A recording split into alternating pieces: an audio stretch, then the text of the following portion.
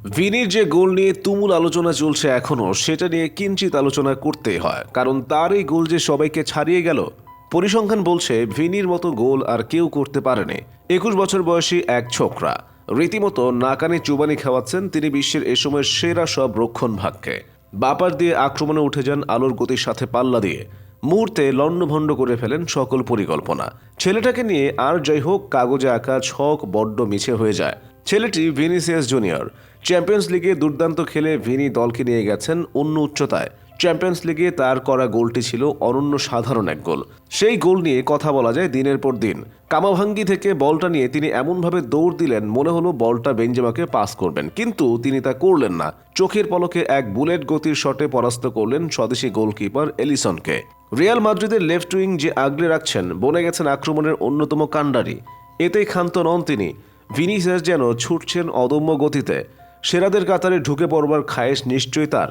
লম্বা সময় ধরে রিয়াল মাদ্রিদে থেকে গেলে নিশ্চয়ই তিনি বনে যেতে পারেন মাদ্রিদের রয়্যাল কিংবদন্তি। এই তো সেদিন এক গোল করেই আলোচনার টেবিলের নাম লেখান।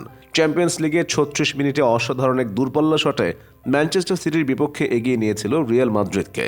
গোটা ম্যাচেই সিটির রক্ষণকে ব্যতিব্যস্ত রেখেছিলেন এই ব্রাজিলীয় ফরওয়ার্ড।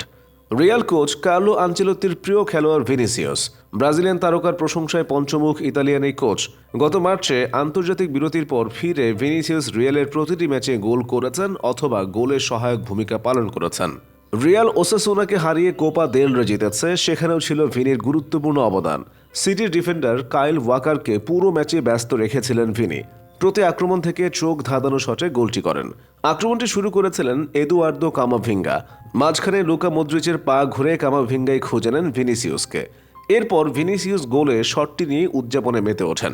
তার স্বদেশি গোলরক্ষক এডারসনের কোনো সুযোগই ছিল না ভিনিসিয়াসের এই শটটি ঠেকানোর।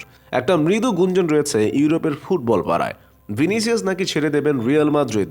সত্য হওয়ার সম্ভাবনা শূন্যের কোঠায়, তবুও গুঞ্জন আর ঠেকায় কে, হওয়াটাও যেন স্বাভাবিক, কারণ তরুণ এই তারকার সাথে নতুন চুক্তি এখন পর্যন্ত স্বাক্ষরিত হয়নি রিয়াল মাদ্রিদের।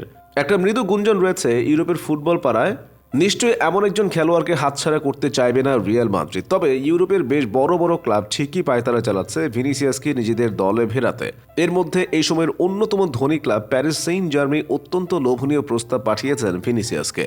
রিয়াল মাদ্রিদের থাকাকালীন যে পরিমাণ আর্থিক সচ্ছলতা পাবেন ভিনিসিয়াস, তার থেকেও কয়েক গুণ বেশি অর্থের প্রলোভন দেখানো হয়েছে, এমনটা নিশ্চিত করেছেন খোদ মাদ্রিদ সভাপতি ফ্লোরেন্তিনো পেরেস। তবে ভিনিসিয়াস তার সিদ্ধান্তে অনড়। তিনি চাইছেন শুভ্র সার্জিগায় রঙিন করতে তার ক্যারিয়ার। শুধুমাত্র পিএসজি নয়, ইংলিশ প্রিমিয়ার লিগেরও আরও বহু ক্লাব প্রস্তাব প্রলোভন দেখিয়েছে ভিনিসিয়াসকে, তবে কাজের কাজ কেউ করে উঠতে পারেনি। খুব শীঘ্রই সকল গুঞ্জনের অবসান ঘটিয়ে নতুন চুক্তিবদ্ধ হতে চলেছেন ভিনিসিয়াস, তার বলার অপেক্ষা রাখে না।